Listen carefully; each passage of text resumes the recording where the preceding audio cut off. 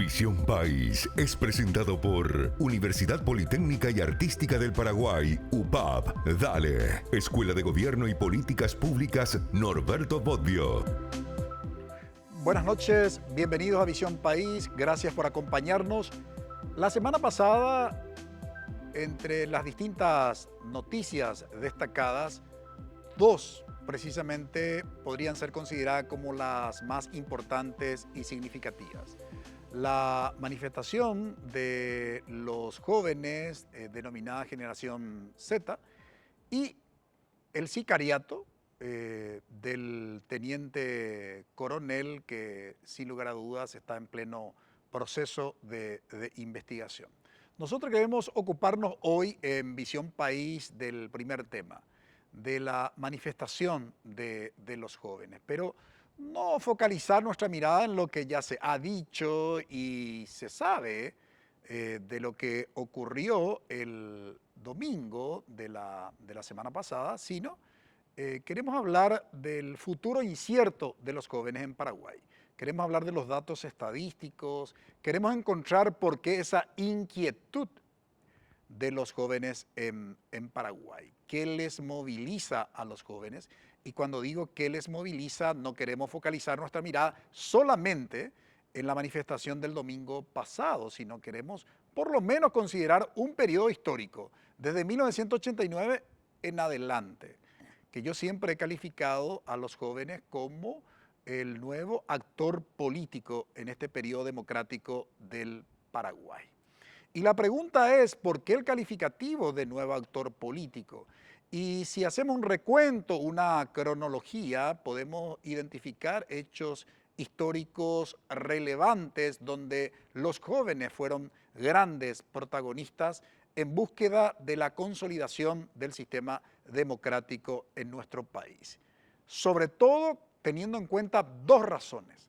La movilización de los jóvenes siempre fue para sostener la democracia, por un lado, el sistema democrático como el mejor sistema que de alguna manera garantice los derechos de los ciudadanos y, por otro lado, ante hechos de corrupción. Así tenemos que en la década de los 90 hubo una organización estudiantil secundaria conocida por su sigla MOVE, que era el movimiento por el boleto estudiantil, que lograron que se promulgara una ley donde finalmente obtuvieron como un derecho el medio pago del pasaje de los estudiantes. Aunque todavía eso también hay que revisar a hoy, que muy pocos beneficiados o beneficiarios tiene. Aún no se ha universalizado. Pero sí fue un logro de las organizaciones estudiantiles. Luego el MOVE, para mantener su sigla, se convirtió, una vez lograda la promulgación de la ley, se convirtió en el Movimiento por el Bienestar Estudiantil. Esa fue una de las bases más importantes de la organización estudiantil secundaria en este periodo democrático y sobre todo en los primeros años desde el 89 en adelante. Luego tuvimos el marzo de 1999, porque tenemos dos marzos paraguayos. El marzo es un mes signado en la historia social y política del Paraguay, pero la de 1999, donde fueron asesinados de manera cobarde por francotiradores 7 jóvenes en la plaza precisamente de la democracia. Prefirieron los jóvenes dar sus vidas en defensa de la democracia que vivir arrodillados en un sistema autoritario y dictatorial. Luego tuvimos la primavera estudiantil secundaria, donde un grupo de jóvenes, inicialmente de instituciones de gestión privada, adoptan una medida en principio inofensiva, porque adoptaron la sentata como un símbolo de protesta, ¿sí?, de manifestación en el predio de las instituciones educativas. Comenzó liderando digamos, el centro de estudiantes de un reconocido colegio de gestión privada en nuestra capital, el Colegio Cristo Rey, ¿no? Y a partir de ahí, las organizaciones luego se expande a las instituciones de gestión pública, se articula a nivel nacional.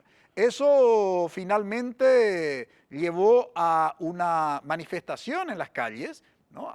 De los estudiantes secundarios, donde recuerdo muy bien, hicieron la pasada frente al local del Ministerio de Educación, y la ministra en aquel entonces de Educación quiso entregar, creo que, un ramo de flores, y rechazaron los estudiantes, ¿no? Dijeron precisamente que obviamente buscaban que sus reivindicaciones se concreten en decisiones puntuales que tome ella como ministra de Educación, y no simplemente un ramo de flores, ¿no?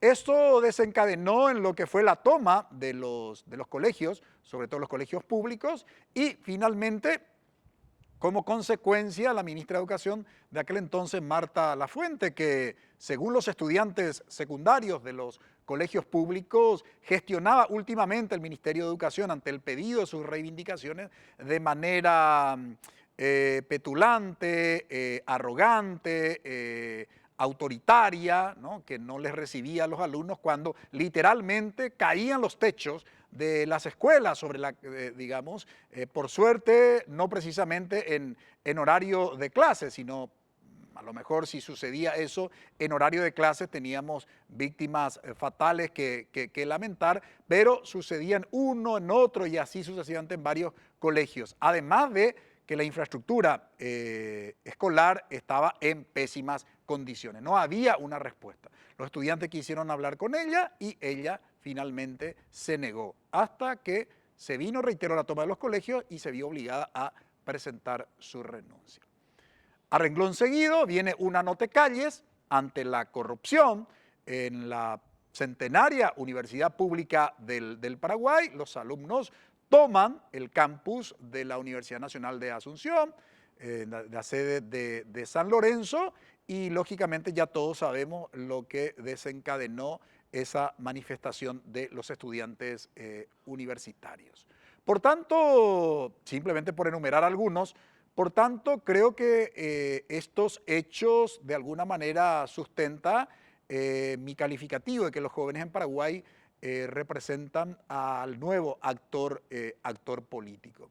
Y si consideramos, digamos, la configuración de la estructura poblacional en Paraguay, sin lugar a dudas, y luego vamos a compartir los datos estadísticos, hay un alto porcentaje de jóvenes, precisamente, ¿no? Que siguen representando lo que técnicamente se llama el bono demográfico, y que probablemente por 10 años más eso se va a mantener, y que lógicamente ante toda esta situación de pocas oportunidades, que los derechos, sobre todo fundamentales, no son cumplidos, no acceden los jóvenes, ven su futuro de manera totalmente incierta, y entonces lógicamente dicen, no somos el futuro, somos el presente, y debemos nosotros mismos visibilizarnos. Por eso aparecen las organizaciones estudiantiles, por eso aparece en ese contexto.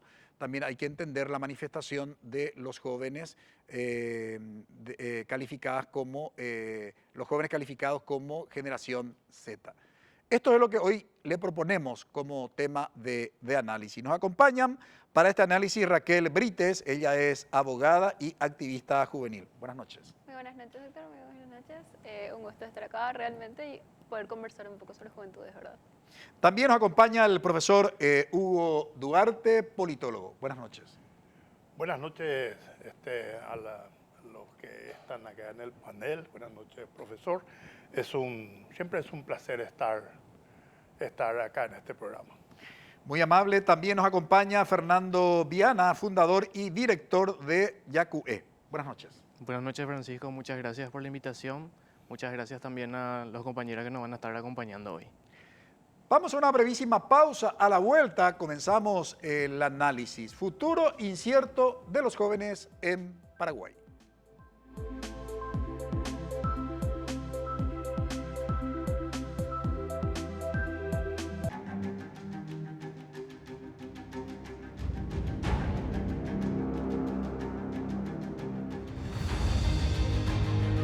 ¿Vas a dejar que te quede grande? Inscríbete. UPAP, dale. Porque las noticias ocurren en todo el territorio nacional. Robert Figueredo y Diego Casal Se cumplirá el cuarto día de manifestación de protesta de cañicultores. nos conectan tierra adentro con corresponsales en cada punto del país. 80 niños quedaron sin almuerzo desde que el temporal dejó sin techo a este comedor. Desde el interior, lunes a viernes, 5 horas. NPI, donde la información nos conecta con la gente.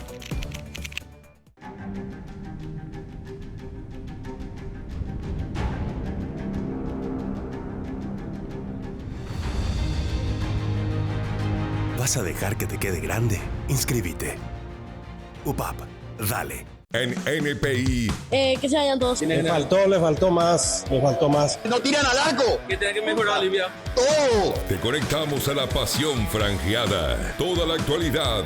Siento muchísimo lo que dice el profesor Almeida porque trata de defender lo indefendible. El plantel de futbolistas del Club Olimpia actualmente demostraron en una fecha más de que no están a la altura de las exigencias del Club Olimpia. Las novedades y las postales que hacen grande al Rey te esperan en un solo lugar. Muy lindo gol. Realmente muy buena jugada elaborada. Ñan de Franja, lunes 18 horas, NPI, donde la información nos conecta con la gente.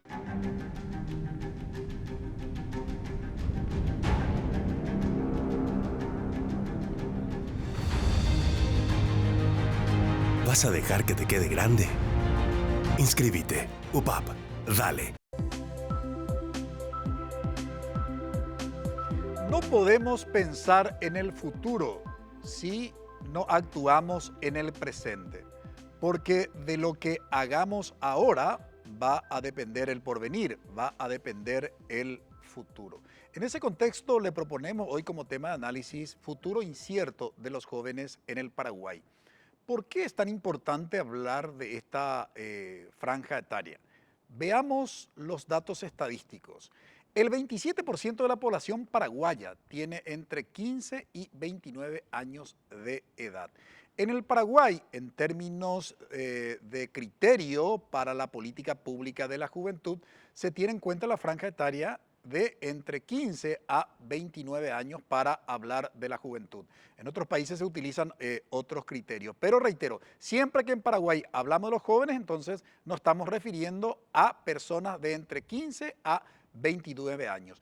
¿Cuál es la situación en la que se encuentran justamente los jóvenes en lo que refiere precisamente a la convivencia, ¿no? en los hogares? El 41.6% de la juventud vive mayormente en hogares extendidos, el 40.8% en hogares nucleares y el 2.5% en hogares unipersonales. Es decir, hoy cada vez los que son denominados jóvenes están más tiempo con sus familiares, con sus padres o incluso, digamos, padres y padres y abuelos, en un alto porcentaje. Otro dato significativo para poder entender a los jóvenes es que el porcentaje de jóvenes que se declara solteros es del 73.4%. En unión, el 20.9% y casados, el 5.1%. Imagínense que los denominados jóvenes hoy por hoy no ven, el casamiento o el matrimonio como probablemente veíamos los de nuestra generación, como una realización del ser humano una vez llegada a una cierta madurez, a una determinada edad. Esto tiene que ver con los cambios, obviamente, radicales en la concepción del mundo, en la concepción de la vida, en la concepción de la propia existencia. Y un último dato que queremos compartir con ustedes para entender esta realidad de los jóvenes es que 56.552 personas jóvenes tienen alguna discapacidad visual, auditiva, motriz, intelectual o psicosocial, ¿no? Es un dato obviamente menor. Son los primeros datos que queríamos compartir con ustedes para poder entender. 1 de cada 4 habitantes del país son jóvenes. ¿Qué significa eso, Raquel? Que 1 de cada 4, digamos, sean jóvenes. ¿Qué significa, qué implica, digamos, para un país, para un Estado, para un gobierno? Significa que somos un país joven, primero que nada, ¿verdad? Una población joven y por sobre todas las cosas significa un compromiso muy grande del Estado para con la juventud, para que nosotros justamente podamos llegar a ese futuro con un buen desarrollo, ¿verdad? O sea, que hoy aprovechar el bono demográfico, del tanto se habla, del cual tanto nos sentimos orgullosos, ¿verdad? Cuando hablamos de Paraguay, se tiene que ver reflejado justamente acá a 20 años, cuando nosotros ya seamos adultos, ya seamos más grandes y podamos justamente seguir desarrollando nuestra vida con las herramientas necesarias, ya sean en temas de salud, educación, vivienda, que es lo que más cuesta ahora. No cabe la menor duda. Ahora, Fernando, en términos de políticas públicas, en el contexto que planteaba Raquel, es una población, digamos, eminentemente joven, si bien, a ver, hasta los 29, de 15 a 29 años es el criterio que se tiene en cuenta en Paraguay para determinar la franja etaria de la juventud, pero si eso lleváramos, por ejemplo, a 35 años, bueno, obviamente el porcentaje es mayor. Creo que estamos por los 38, casi 40% de la población, que es sumamente joven, ¿no? Entonces, ¿qué implica esto en términos de desafíos para el Estado, en primer lugar, y para el gobierno en particular? Es un gran desafío porque justamente como estás mencionando, esta enorme cantidad de personas jóvenes que tenemos, aparte de ser un desafío, es una oportunidad que tiene que ser aprovechada. Muchas veces el Estado no genera justamente políticas públicas a largo plazo para poder generar un ambiente idóneo para que esta juventud, para que esta generación se pueda desarrollar y alcanzar ese máximo potencial que puede llegar a alcanzar. Nos falta mucho en materia de educación, de salud pública, de desarrollo social en general. Entonces yo veo, si bien hay muchas dificultades, vamos a decirle, a los cuales podemos tener en cuenta, también yo le veo como una gran oportunidad en la cual nosotros podemos generar valga la redundancia, una generación que pueda hacer un cambio enorme en la sociedad. Si aprovechamos este momento histórico en el cual estamos, podemos generar un cambio radical en la sociedad paraguaya. Y si se nos escapan las manos, vamos a enfrentar también un desafío gigantesco, porque vamos a tener una enorme masa de personas que no se lograron desarrollar correctamente y en el día de mañana vamos a tener nuestra pirámide demográfica invertida, donde más personas mayores van a estar que personas jóvenes. Entonces también la parte jubilatoria va a ser un gran desafío. Entonces, aprovechar ahora o nunca. No cabe la menor duda. Profesor Hugo Duarte, hubo así como una especie de, se utiliza mucho este término en el ámbito del fútbol, el amague, ¿verdad? Hubo como un amague desde la clase política y pasó en términos de prioridad de la política, digamos, el área de la juventud era atendida desde un viceministerio que formaba parte de la estructura del Ministerio de Educación, que era el viceministerio de la juventud. Luego se desprendió y por decisión política, ¿no? Y se independizó con la figura de Secretaría Ejecutiva, que depende directamente del presidente de la República. Y luego creo que hay un salto, hoy creo que es el ministerio, ¿no? Ministerio de la, digamos, de la juventud. A eso le llamo amague, ¿no? Desde el punto de vista político. Es una secretaría con rango ministerial. Claro, Secretaría Ejecutiva con rango ministerial, ¿verdad? Que desde el punto de vista político es un elemento digamos, a considerar. Sin embargo, al mirar los datos estadísticos, ¿verdad? Al compartir, al socializar, vemos que ese amague o esa decisión de la clase política no necesariamente implicó una respuesta a digamos, a los derechos fundamentales de los jóvenes.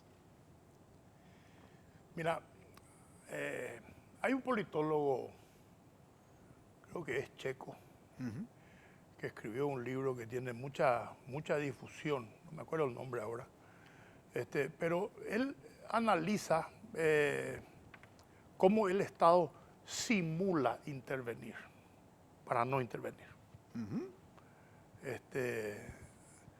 Y creo que el Estado paraguayo se ha convertido en ha desarrollado una expertise para simular.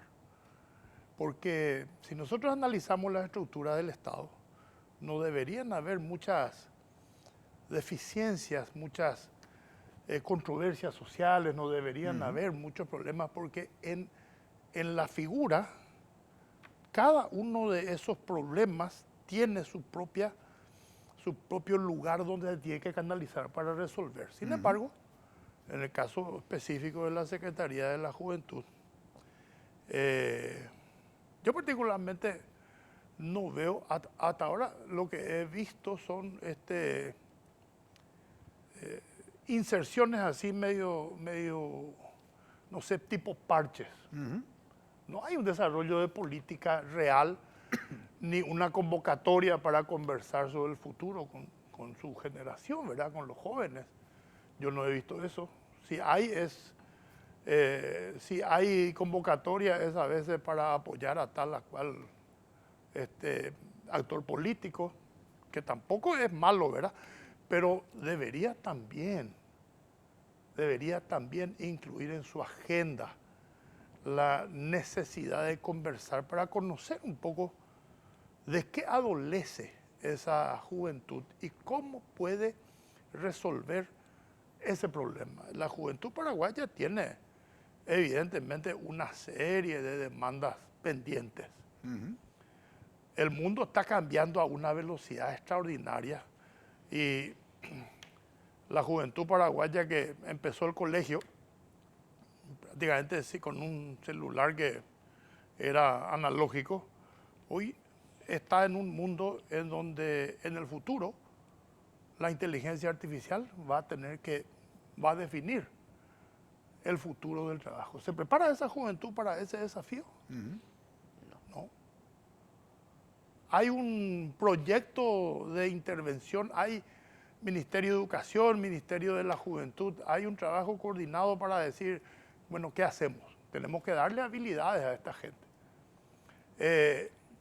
Yo hace poco hice una investigación, quiero compartir algunos números contigo, Francisco, ¿cómo no? si me permitís. Claro que sí, profesor. El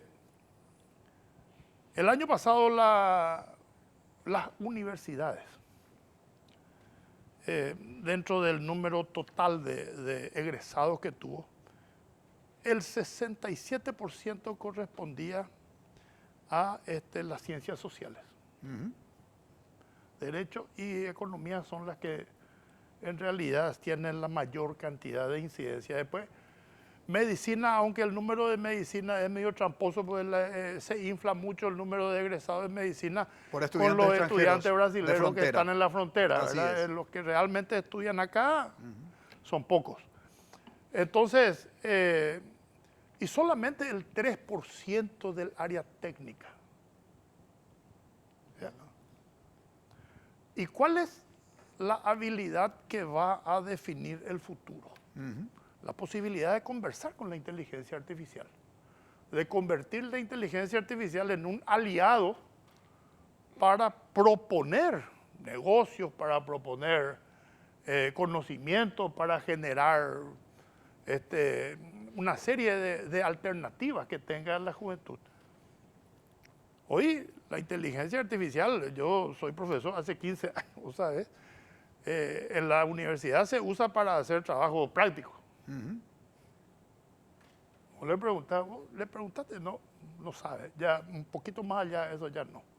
Entonces, yo creo que esos son los debates necesarios, porque tenemos una realidad que grita que la juventud paraguaya del futuro no va a estar preparada para competir en la región no va a estar preparada para competir por trabajos buenos.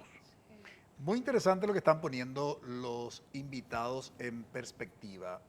Nos hablaban justamente tanto Raquel como Fernando de los déficits respecto de los derechos fundamentales de los jóvenes y de la necesidad de una política pública que pueda generar condiciones concretas de oportunidades para que nuestros jóvenes puedan lograr un cierto nivel de desarrollo humano. Por otro lado, el profesor Hugo Duarte compartía unos datos estadísticos respecto al tema de las carreras. Ahí lo que habría que puntualizar probablemente es la necesidad de una planificación estratégica universitaria, porque las carreras no se ofertan en función a un plan, a un plan de 5, 10, 15, 20 o 50 años. ¿Qué tipo de profesionales o áreas disciplinares va a requerir el Paraguay para poder lograr tal o cual modelo de desarrollo, por un lado? Y por otro lado, instaló un tema interesante, hoy muy debatido, que tiene que ver con la inteligencia artificial, que es, por supuesto que tenemos que incorporar, y tenemos que incorporar para debatir también, porque la inteligencia artificial no es neutral.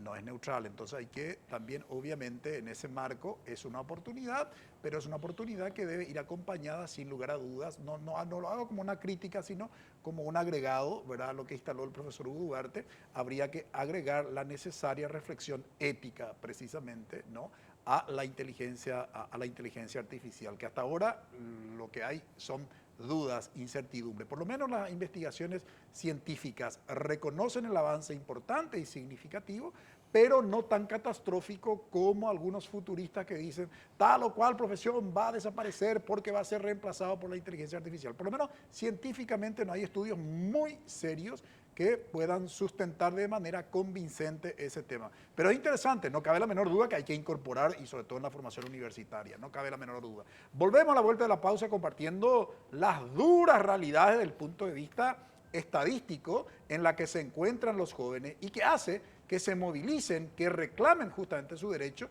y que en definitiva su futuro sea tan sombrío. Brevísima pausa.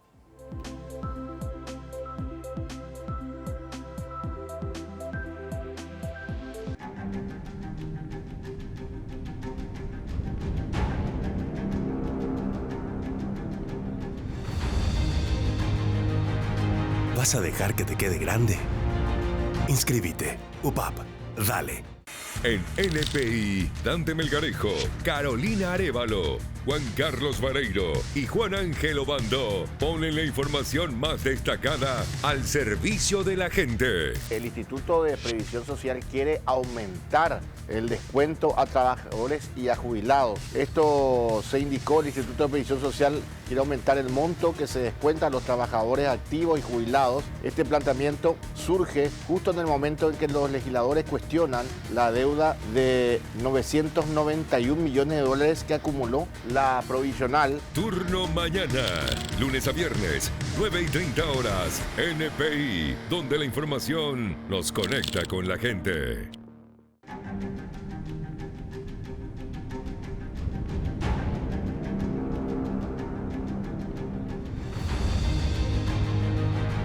¿Vas a dejar que te quede grande? Inscríbete. UPAP. Dale. En el bloque anterior estuvimos hablando de la necesidad de la formación para la inserción en el campo laboral. Uno de los problemas serios que tenemos, por ejemplo, en la educación fundamental es que hay un altísimo porcentaje, casi un 75 a 78% de nuestros bachilleratos que definitivamente no forman para la competencia laboral. Es decir, nuestros alumnos egresan después de 13 años de escolaridad o de escolarización, desde el preescolar hasta el último año de la educación media, y no tienen ninguna habilidad o destreza puntual para incorporarse al mercado laboral, salvo aquellos bachilleratos técnicos. Y lo que planteaba justamente uno de nuestros invitados, la cuestión de una revisión justamente de las áreas de formación en el ámbito universitario. Cuando nos referimos sobre todo a este punto, es importante ahora focalizar nuestra mirada en los datos estadísticos del mercado laboral en la que incursionan nuestros jóvenes. Y visualizan ustedes en su pantalla, el 76% de los jóvenes trabajan en la informalidad en micro, pequeñas y medianas empresas. Imagínense, casi 8 de cada 10 jóvenes, ¿no?, se encuentran en el mercado laboral, pero de manera informal. ¿Qué significa qué significaría informal en este caso, Raquel? La informalidad es el no permitir, por ejemplo, básico, no tener IPS. Ajá. La informalidad es esa, o no recibir el salario mínimo. que te paguen menos del mínimo, que te hagan trabajar más horas, que tus derechos laborales no sean respetados, ¿verdad? Que nadie te hable de que tengas un contrato donde vos tengas que cumplir horario, donde vos tengas justamente garantizados estos derechos laborales, sino que tengas que trabajar en esa informalidad en la cual no tenés garantizado absolutamente nada, donde mañana te pueden despedir, vos no accedes a ningún tipo de indemnización. En ese sentido, el campo laboral para las personas, para los jóvenes que recién empezamos a trabajar o que ya nos recibimos, es, como te explico, bastante agresivo, por decirlo de alguna manera, y un campo totalmente incierto donde no tenemos asegurado al menos nuestros derechos laborales. Y eso no es una cuestión menor, incluso cuando se trata de jóvenes que se encuentran en situación de pobreza, y ustedes pueden observar en su pantalla, el 88% de los jóvenes en situación de pobreza trabajan en la informalidad. O sea, casi es una condena esto de encontrarse en situación de pobreza cuando uno es joven, Fernando. Sí, justamente conectando con la idea anterior del profe Hugo, la formación que le damos y las oportunidades que le damos a los jóvenes también repercuten obviamente en la forma en la que se van a desempeñar en su adultez. Y no vemos una conexión entre la oferta académica y lo que necesita el mercado ahora. Y además el Estado nos genera un puente, nos genera un espacio en el cual las personas, vuelvo a repetir, que se puedan desarrollar de una forma social bien. Porque muchas veces nos quedamos en la parte solamente educativa o solamente económica, pero también las personas son personas sintientes, necesitan sentirse felices y realizadas. ¿Cómo nosotros podemos entrar en ese ámbito?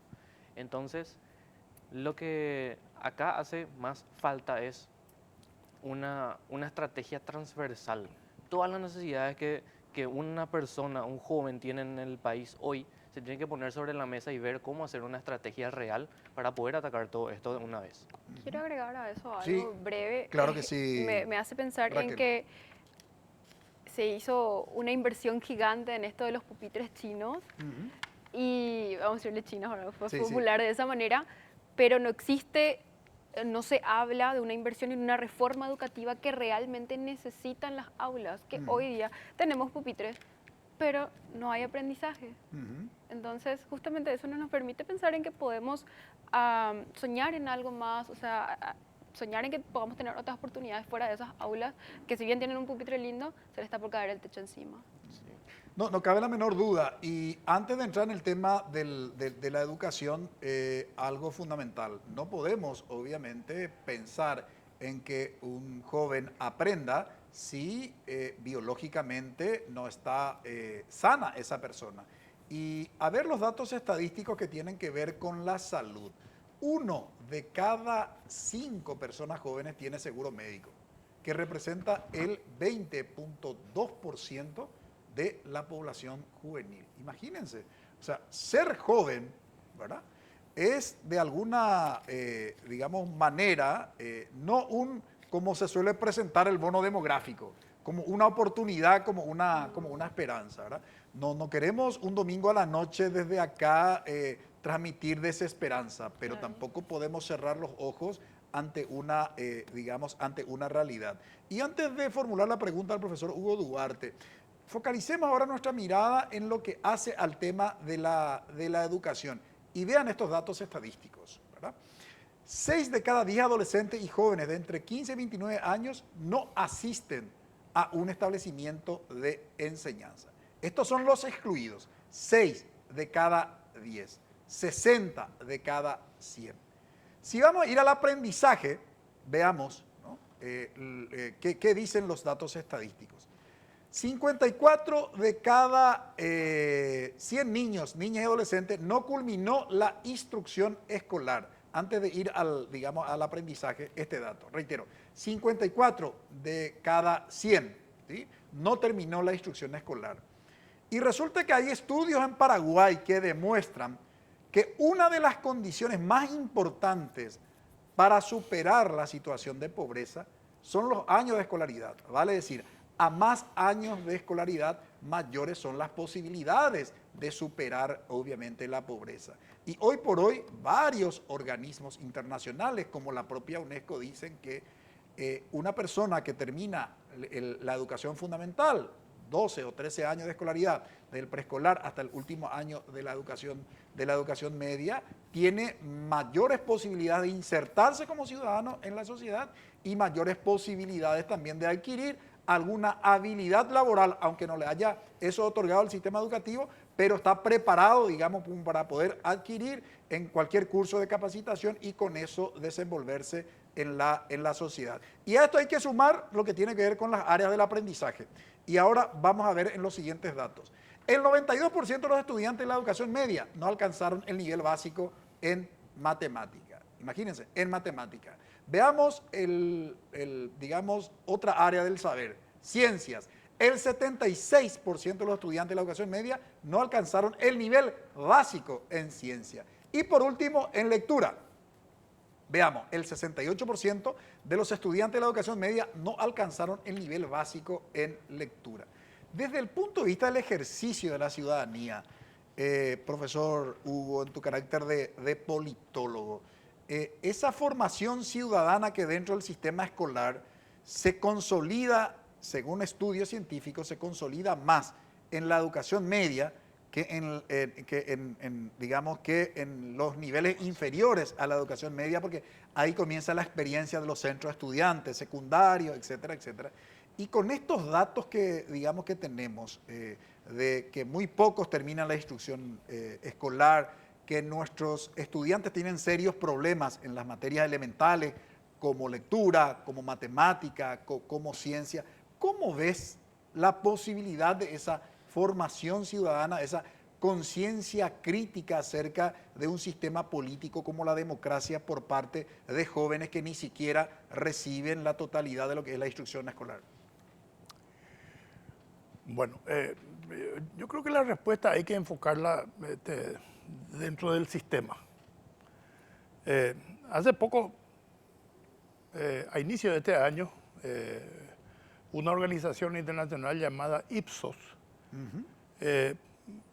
publica una encuesta que hizo en, no recuerdo cuántos países, pero hizo en casi todos los países de Latinoamérica, pero no llegó lastimosamente a nuestro país, pero incluyó Brasil, Perú, Argentina, Chile, Uruguay. Y el nombre que se le dio al final al resultado que dio esta encuesta es algo realmente muy interesante. La encuesta se presenta de esta forma: The system has broken. El sistema está roto.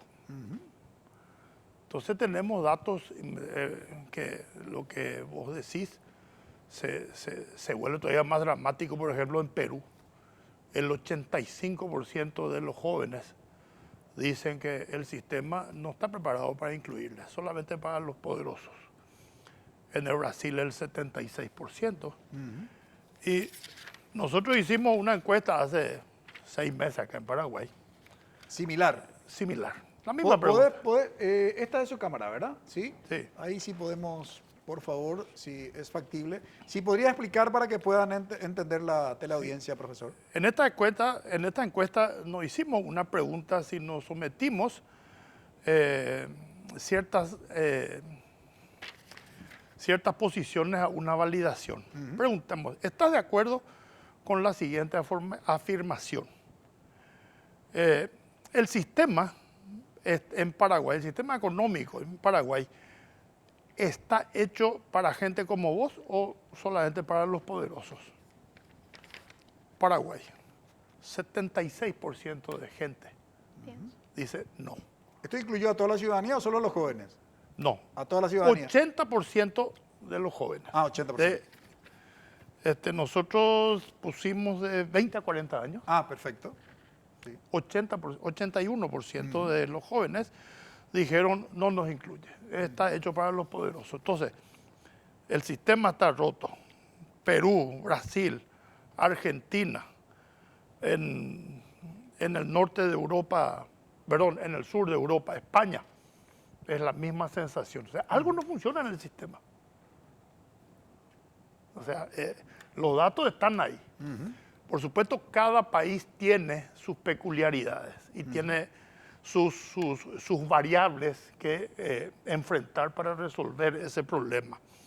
En el Paraguay una de las variables es la educación, evidentemente. Esa variable en nuestro país, yo estoy, el joven que llega a la facultad hace un esfuerzo. Yo enseño ciencias políticas, enseño una materia básica muy importante para continuar, que es historia de las ideas políticas, que se necesita un cierto nivel de abstracción y un cierto nivel para pensar un poco las ideas, ¿verdad? Y yo lo que me doy cuenta es que el joven se esfuerza, pero es un saca resultados. ¿Qué significa eso? Que solamente hace un gran esfuerzo para el examen y no retiene nada de lo que estudió. ¿Y a qué puede obedecer eso? ¿Qué crees como hipótesis? Yo creo que la formación de base que tiene le sirve para acopiar información, pero temporalmente. Mira lo que estoy diciendo, ¿verdad? Yo no sé si eso científicamente se puede, pero yo conozco alumnos, he hablado con alumnos que 4 o 5 años después le pregunto, ¿qué te gustó más de mi curso? Casi ni recuerda que enseñaba. Entonces, no sé qué ha de ocurrir en otras universidades, pero yo me doy cuenta que el joven, cuando llega al nivel universitario, trata de compensar las debilidades con las que llega, porque llega con debilidades. Es muy difícil leer un ensayo de un estudiante. Vamos a ser honestos. No, sin lugar a dudas, profesor, coincido contigo, pero quiero poner en contexto. El joven estudiante universitario es un estudiante trabajador y después es estudiante. O sea, no es un estudiante a tiempo completo. Es una primera cuestión. Entonces, no es que la universidad sea un tiempo, un periodo solo de formación, sino en muchos casos ya compartido con el trabajo y en muchos casos, digamos, ya compartido con, no puedo decir con un matrimonio porque acabamos de ver los datos estadísticos y cada vez hay mayor porcentaje de solteros o en unión, no se quieren casar, ¿verdad? O en unión, digamos, ¿verdad? Pero a lo que voy es que tiene que compartir con otro tipo de compromisos, ¿sí? Así es. Y eso no es una cuestión menor. No solamente la del compromiso, sino algo peor aún, que yo siempre suelo decir también como docente universitario, como investigador, que es un tiempo residual, ¿sí? Porque se trata de personas que se levantan, muchos de ellos a las 5, 5 y media, 6 de la mañana, y van en turno noche a la universidad.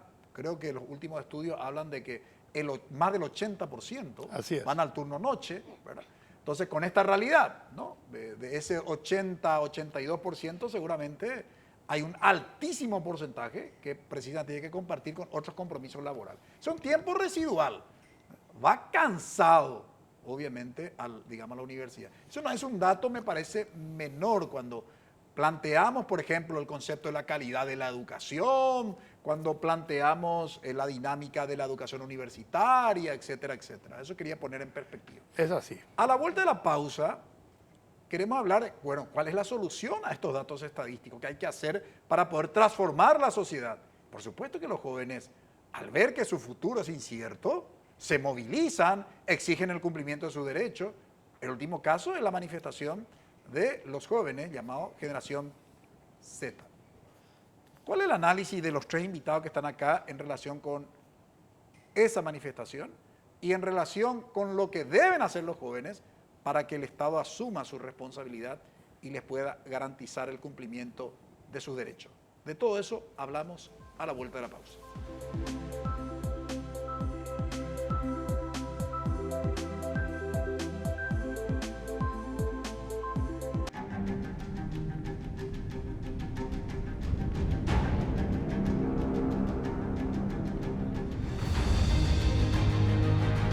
¿Vas a dejar que te quede grande? Inscríbete. UPAP, dale. En NPI, Patricia Vargas, Juan Carlos Vareiro y Freddy Valenzuela te traen las primeras noticias del día. Momento oportuno para irnos a la calle. Allí donde está la información. Los agentes del Departamento de Control de Automotores lograron recuperar este vehículo que había sido robado meses atrás. Para que empieces la jornada bien informado.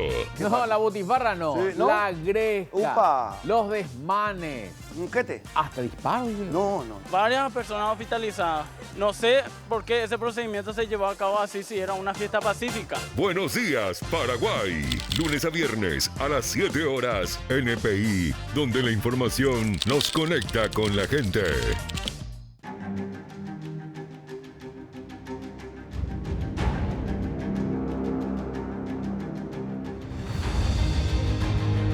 ¿Vas a dejar que te quede grande? Inscríbete. UPAP, dale. Decíamos en el bloque anterior que, sin lugar a dudas, el tema de la situación de pobreza es uno de los factores que aqueja al sector juvenil de nuestro país. Y este dato que vamos a compartir con ustedes no es una cuestión menor. El 30.8% de los adolescentes están en el mercado laboral. Imagínense, 3 de cada 10 de los adolescentes, no estamos hablando de los jóvenes, adolescentes, ¿verdad? O sea, estamos hablando de personas de entre 14 a 17 años. Y 3 de cada 10 están en el mercado laboral, es decir, trabajan, ¿verdad? O sea, no solamente en el ámbito universitario se comparte el estudio con el trabajo, sino ya obviamente se comparte, digamos, ya en la secundaria. Raquel, ¿qué salida hay ante una situación de incertidumbre del futuro para ustedes? Qué buena pregunta. Ah. Realmente nosotros venimos pensando, cuando nos reunimos con mis amigos, nunca dejamos de hablar de las cuestiones políticas, de lo que pasa, ¿verdad? Bueno, es importante, perdón claro, que te interrumpa, es importante a la audiencia decirle como dato, Raquel Brites viene con una militancia de la Federación Nacional de Estudiantes Secundarios. Fue una de las protagonistas de la toma de los colegios en el 2016. En el 2016. Eso no es un dato menor para que la gente sepa que tenemos una trayectoria. Sí, gracias. Siempre no cuento tanto de eso, pero realmente siempre hay que volver donde uno inició a hacer ciertas cosas por la sociedad, ¿verdad? Y discutimos así, bueno, este país hoy día no nos ofrece más que irnos a otro país y nosotros no queremos abandonar tampoco el sueño de poder construir acá, ¿verdad? Ante esa incertidumbre, ¿verdad? De qué nos ofrece el país, que todo parece que está mal, que todo tal cosa, que todo esto, yo digo, y vamos a juntarnos, y vamos a resistir juntos. O sea, más allá de resistir es idear que algo puede cambiar, pero para eso tenemos que accionar y tenemos que comprometernos políticamente, ¿verdad? Y yo, desde lo que tenga que ver con lo que fue la marcha de la generación Z, que yo aplaudo y reconozco ese coraje y esa valentía, independientemente de que no hayan querido mostrar sus caras, aunque no hayan querido designar voceros, porque a veces existe cierto miedo, pero también te gana el coraje de que las cosas estén mal. Claro. Obviamente. Pero esto no tiene que quedar solamente ahí. Nosotros tenemos que seguir encontrándonos, nosotros tenemos que seguir discutiendo, nosotros tenemos que proponer desde las juventudes las cosas, no solo lo que nos adolece, sino que cómo somos capaces de construir, aunque tengamos una barrera gigante, gigante enfrente de nosotros, ¿verdad? Realmente, más allá, ¿verdad?, de que el sistema nos quiere tener cansados por el tema del trabajo, del estudio, que a veces cuesta un montón. Yo les digo a mis compañeros, vamos a organizarnos, pero yo trabajo, pero vamos a encontrar un tiempo, vamos a tratar de hablar entre nosotros, ¿verdad?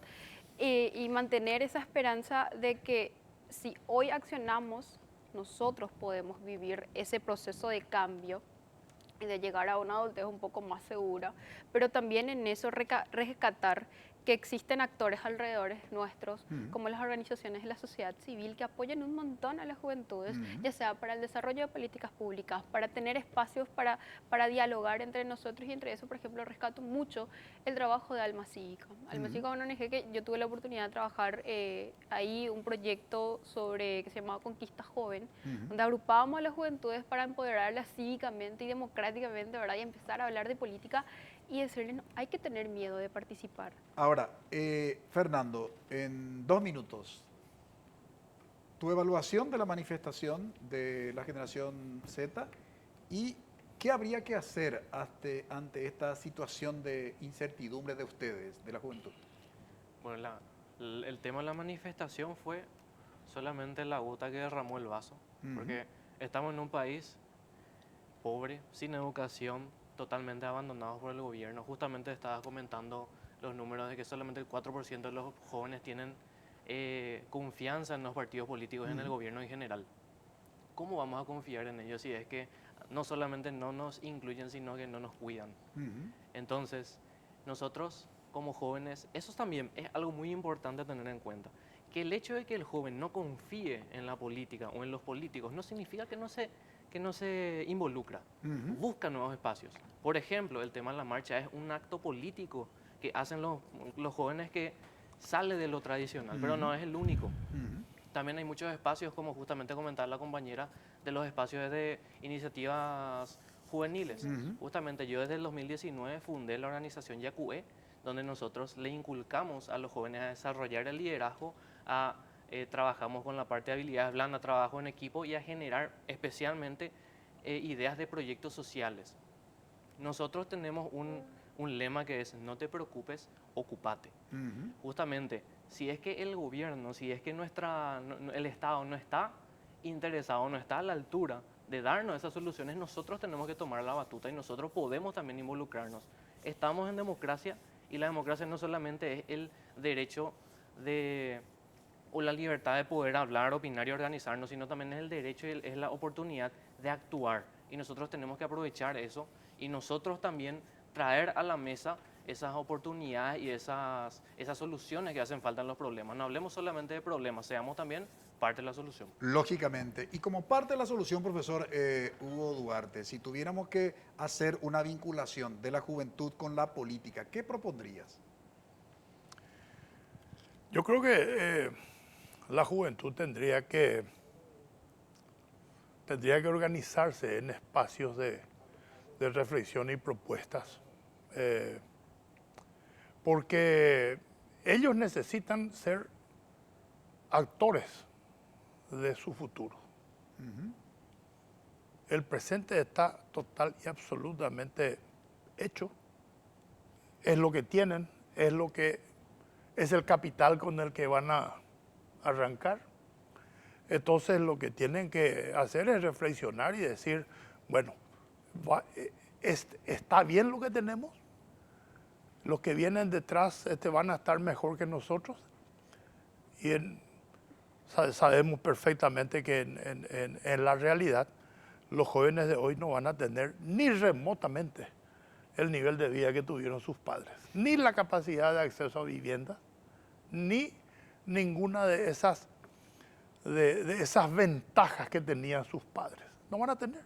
Hoy acceder a una vivienda con un trabajo precario es imposible. Entonces, de hecho, si vemos los datos, estamos viendo que hay un 82% de gente que vive en vivienda propia.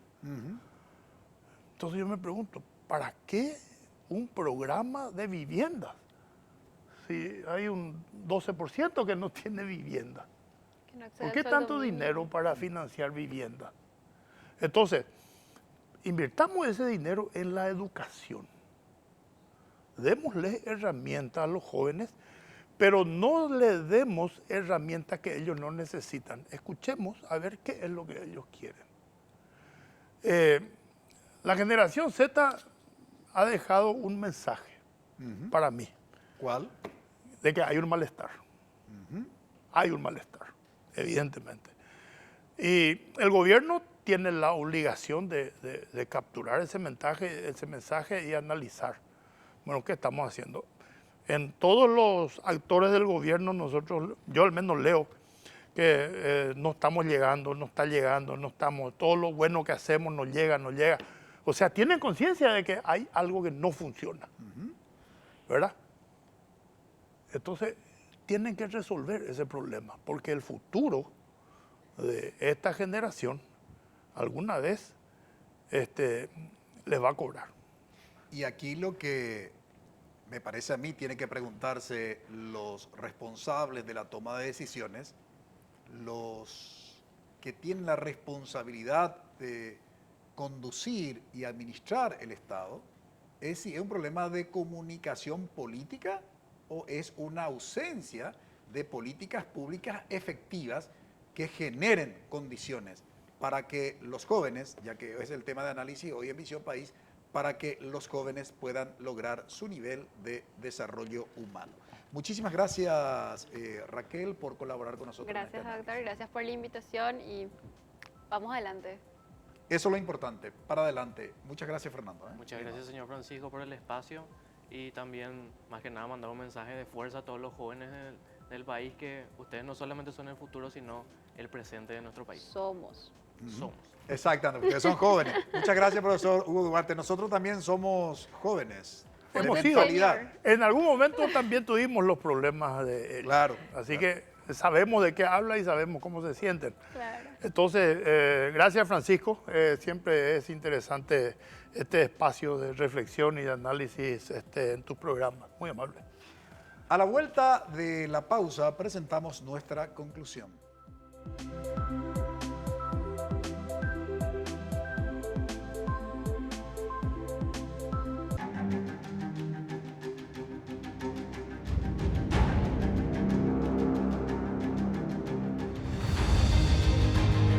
¿Vas a dejar que te quede grande? Inscríbete. UPAP, dale.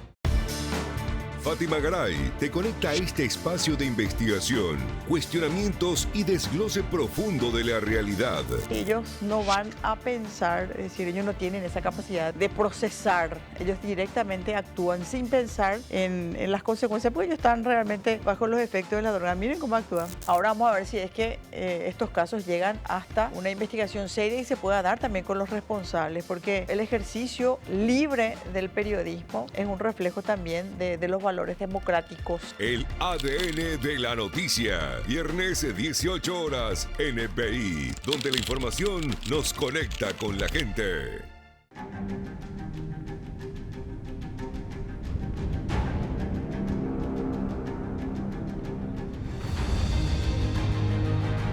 ¿Vas a dejar que te quede grande? Inscríbete. UPAP, dale. Futuro incierto de los jóvenes en Paraguay ha sido el tema de análisis. ¿Cómo revertir esta situación en la que se encuentran nuestros jóvenes? Y evidentemente hay que tomar decisiones políticas. Y justamente si tuviéramos que vincular la juventud con la política, ¿qué piensan los jóvenes acerca del sistema democrático? El 50.7% de los jóvenes está a favor de la democracia como forma de gobierno. ¿Y qué pasa con el resto de los porcentajes? Y obviamente el 24.4% de los jóvenes le da lo mismo un gobierno dictatorial que uno democrático. Y si solo focalizamos nuestra mirada en lo dictatorial, el 13.1% de los jóvenes prefieren un gobierno dictatorial. Ahora, si ampliamos la mirada en lo que hace sobre todo al tema de los partidos políticos, solo el 4% de los jóvenes confían en los partidos políticos. Y en relación con los poderes del Estado, solo el 3% de los jóvenes confían en los poderes legislativo, ejecutivo y judicial. Pero si bien los jóvenes tienen una percepción negativa de la política, cada vez participan de manera más mayoritaria, ¿no? en las elecciones que es digamos, el mecanismo de participación para elegir a sus representantes. Y veamos ese último dato respecto de las últimas elecciones municipales. El 58% de electores de 18 a 29 años participaron de las elecciones municipales del 2021. ¿Esto qué quiere decir? Que cada vez hay mayor conciencia de la participación de los jóvenes en la elección de sus representantes. Y lógicamente, cuando los jóvenes se manifiestan, están haciendo política. La manifestación es un acto político y es un ejercicio de la ciudadanía, sobre todo cuando ven que su futuro es sombrío. Esperamos que las autoridades tomen nota respecto de las necesidades reales de nuestros jóvenes y que sus manifestaciones es un indicador precisamente de la negación de sus derechos. Agradecemos su preferencia, que todos tengan un buen inicio de semana. Buenas noches. Visión País es presentado por Universidad Politécnica y Artística del Paraguay, UPAP. Dale, Escuela de Gobierno y Políticas Públicas Norberto Bobbio.